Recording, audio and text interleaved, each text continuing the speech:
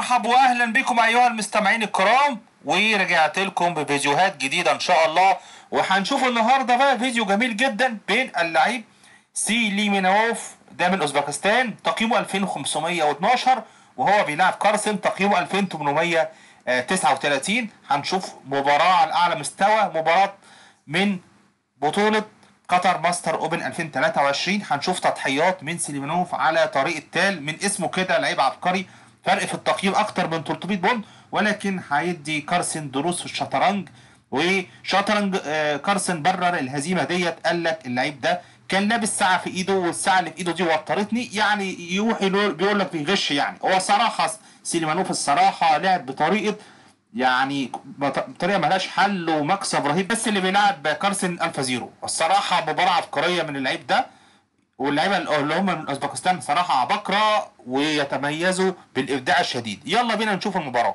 هنا سيليمانوف لعب هنا دي 4، رد عليه كارسن نايت اف 6 سي 4، وهنا اي 6. هنا يا اما هيلعب الدفاع النمزو انديان، او هيلعب الدفاع الهندي للوزير، يا اما هيلعب البي 6 ويلعب الهندي وزير. هنا سيليمانوف لعب النايت اف 3. هنا كان ممكن يلعب البيشوب هنا ويدي كش، وهنا يلعب يا بالفيل يا بالحصان، ودي تفريعات. هنا كارسن على طول لعب البي 6، هيلعب الدفاع الهندي للوزير.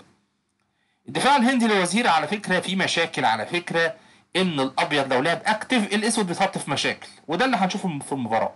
هنا لعب اي 3 علشان يمنع اللي هي الفيل يتحرك يدي كش، يطلع هنا بالفيل يبادل الفعله، والاسود يبقى مستريح في الماتش، والفيل الاسود بيبقى الفيل الابيض الاسود بيبقى ضارب، يعني علشان خاطر ما يلعبش مثلا الحصان وهنا يطلع بالفيل ويبقى كده ويبيت ويبقى دوره مستريح، والفيل التاني يجي هنا على طول امنعك. بيشوب اي 6، هات البيضة. هنا الوزير بيحمل بيضة، رجع تاني بالفيل هنا، وعلشان يبقى مسيطر على نقطة المربع دوت اللي هو الاي 4. نايس 3 علشان برضو خانة الاي 4.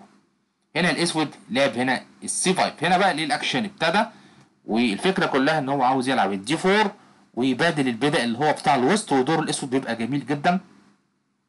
هنا بقى اتفاجئنا تفريعه قويه من لاعب اللي هو سيليمانوف اي 4. واو، هنشوف بقى الاحداث اللي جايه. عاوز يلعب الدي 5 ويقفل على الفيل ده خالص، فكده هنشوف بقى الاثاره من دلوقتي. على طول كارسن بدأ، بس بقى في مشكله. المشكلة البدء الضعيف اللي موجود في مربع الدي 7 ده اللي هيسبب مشاكل كبيرة. حصان في بيضة، طلع بالفيل عاوز يكسر الحصان ويبيت، رجع هنا بالحصان. زي ما قلت لكم الابيض كل فكرته عاوز يلعب الرخ هنا في الدي 1، هيبقى ضغط على العمود ده وهيعمل مشاكل كتير للاسود. نايت سي 6 بيطلع بالحصان، مشي الفيل ده من هنا من الوسط، مشيه، مشى الفيل، وهنا بيشوب بي 2. شفتوا بقى مشى فيله وطلعت فيله، والفيل هنا ضارب في الوسط. وخلي بالكم عاوز يلعب هنا الاي 5، وهنا عاوز يلعب الرخ في الدي 1. طبعا انتوا عارفين كارسن بيسبق الاحداث، فعلشان الرخ ما يبقاش هنا في المربع ده وضارب على المربع ده، فعلشان كده كارسن لعب الكوين بي 8 على اساس ممكن يجي بالوزير هنا في المربع ده الاف 4، وغير كده علشان خاطر لعبه الابيض الرخ في الدي 1 علشان ما يبقاش اللي هو الكش بالكشف على الوزير، يعني هيعمل له مشاكل، هيطلع هنا بالحصان ويعمل اي حركات، فكارسن بيستبق. يعني كارسن بطل عالم، مش معقول يقول لك مش معقول يحصل فيه الحركات دي، لا هيحصل فيه اكتر من كده. هنا لعب الرخ دي 1، وهنا الاسود بايت. على فكره الاسود موقفه وحش، يعني دوره القصه كلها من الابيض لعب تفريعه قويه. بيشوب اي 2 اللعب السهل الممتنع، بيشوب اي 2 حبايت. هنا لعب الدي 6 علشان يخلص من مشكله الضغط على المربع ده، لان هنا الابيض هيلعب الاي 5 وياخد البيدق على طول، لان الحصان حامل البيدق ده، فعلشان كده البيدق ده كده محمي بالفيل وبالوزير. بس المشكله الوزير مقفول عليه، والقطع الاسود كلها على المربع الاولاني مقفول عليها، يعني الاسود دوره مش تمام. هنا الابيض هنا بيت، وهنا اللعب على الاسود رخصيت. يعني النقله دي على فكره، يعني هي نقلة انجن بس يعني مش محبسة، يعني هي افضل نقلة في الوضع، بس دور الاسود وحش. اعتقد ان كان ممكن يلعب هنا الاتش 6 على يمنع نطة الحصان، وغير كده يفتح مساحة للملك، معرفش. بس النقله دي يعني قفلت على الوزير الاسود، يعني اكتر ما مقفول عليه. الوزير الاسود عشان يتحرك فيها مشكله. بس فكرتها ان الرخ هنا ضارب على عمود بتاع الوزير.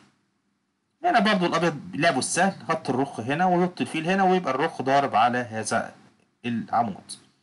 رجع هنا بالفيل بيشوب اف 8. الفكره كلها عاوز يجي هنا بالحصان هنا وينط هنا وبعدين يجيبه هنا الناحيه ديت. وهنا برضو يقول له زي ما انت رجعت انا هرجع. هنا بالفعل طلع هنا بالنايت اي 7.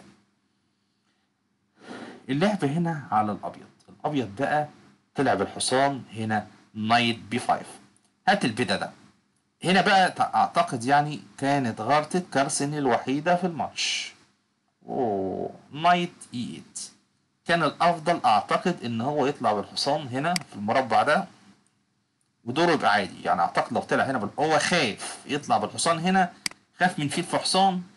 خاف من حتة فيل في حصان دي. هو خاف من حتة ان فيل في حصان بيدق في فيل وان ازاي يبقى معايا ايه بدائين متركبين ويجي هنا بالوزير وهيبقى بدائين متركبين. بس عادي لو جه هنا بالوزير ممكن يطلع بالفيل وعادي جدا على فكره. دور اللي على فكره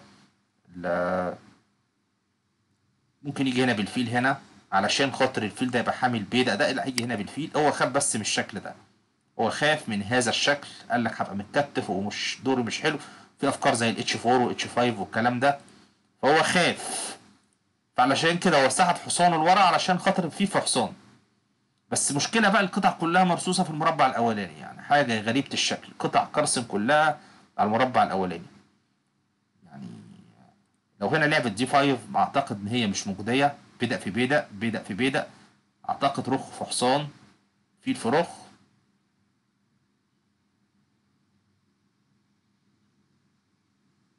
ياخد فيل في حصان وهنا ياخد بالفيل وهنا هياخد رخ في حصان.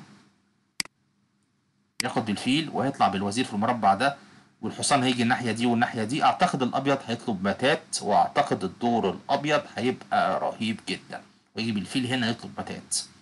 بس برضو النقلة دي نقلة يعني إيه مش سليمة. زي ما قلت لكم كان أفضل نقلة إن هو يطلع بالحصان. وهنا بقى اللعب ابتدى. نايت جي 5. واو. هات حصان في بيدا بقى وحصان ضرب في المربع ده وحصان ضرب في المربع ده. حصان جي 6. احمي الخانه دي علشان ما تجيش هنا تقدم البدأ تقديمه كده وتضرب. يعني بصوا الابيض عاوز يقدم البدأ كده ويدي مات على طول. امنع موضوع المات ده. وهنا اللعب على الابيض. ايه افضل نقل الابيض؟ اي 5. واو اي 5 بيفتح الدنيا كلها والوزير ضارب على الوتر ده. وهات بيدق في بيدق. لعب هنا الدي 5. هنا لعب الدي 5 ما خدش بيدق في بيدق لان خد بيدق في بيدق هيبقى الدور بتاع الاسود هيبقى دور صعب جدا. تصوروا ليه بقى. هياخد فيل في بيدق. هات بقى وزيرك. كل مات. فطبعا مش هياكل. هيحمي بالحصان. حصان في حصان. هياكل بالرخ. شفت الرابطة. ينزل هنا بالرخ بقى. هات الرخ بتاعتك. صراحة دوره صعب وهنا حصان في بيدق يعني شغل هيبقى رهيب جدا. هيبقى بهدلة يعني بهدلة السنين. واو اقوى بقى نقلة دي 5.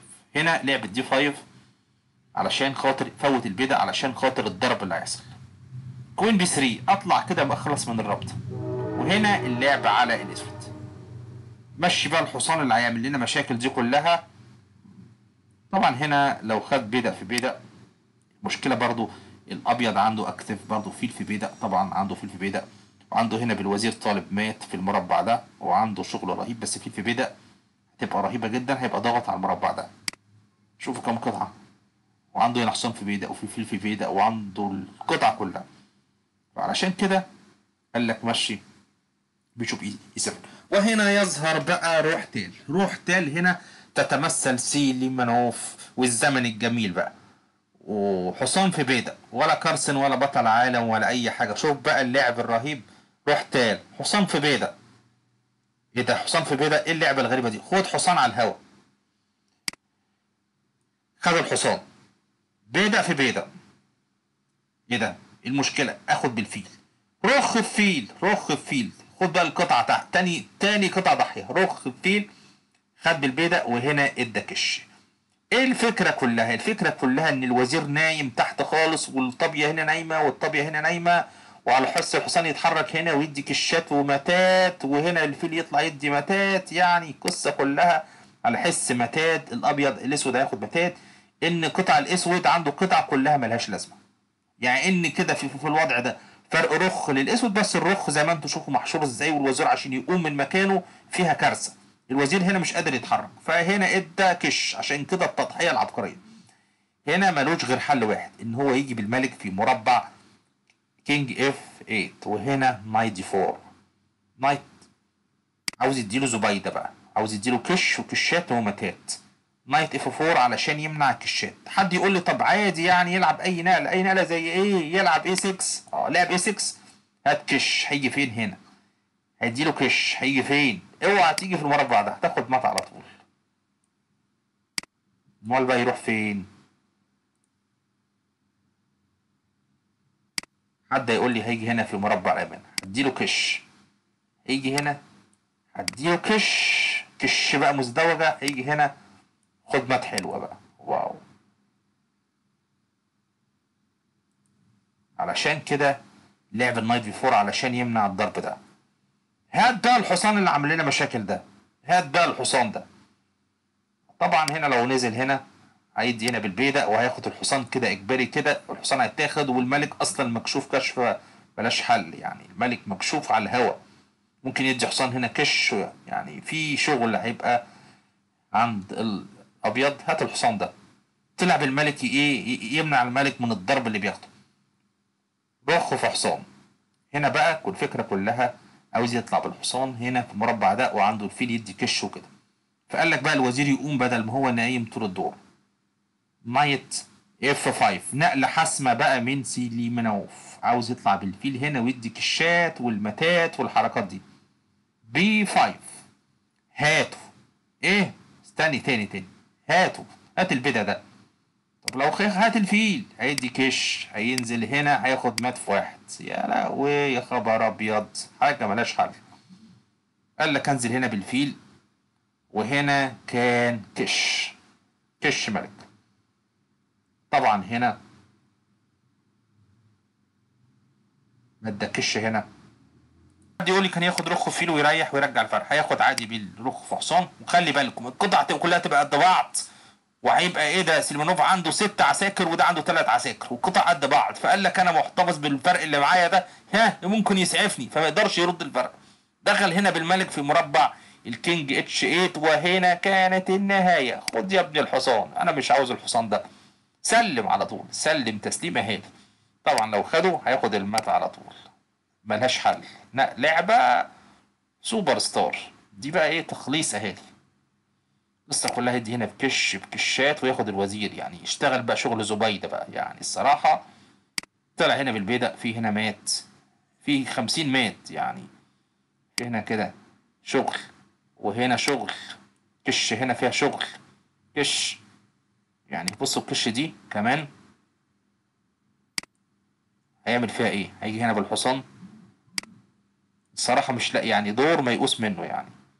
كش يجي هنا يقدم البيدق خطوة، هات الفيل، وهات كش كده بالفيل تاني. يعني صراحة متات. قال لك ساعة هط الحصان هنا نفسه تسدد، قال لك خلاص انا كده ايه، سلمت. دور صراحة ابداع من لعيب تقييمه 2512، بيلاعب بطل عالم. الصراحة ابدع ابداع رهيب على طريقة الفا زيرو.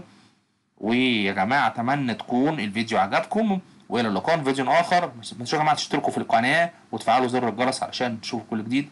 والسلام عليكم ورحمة الله وبركاته.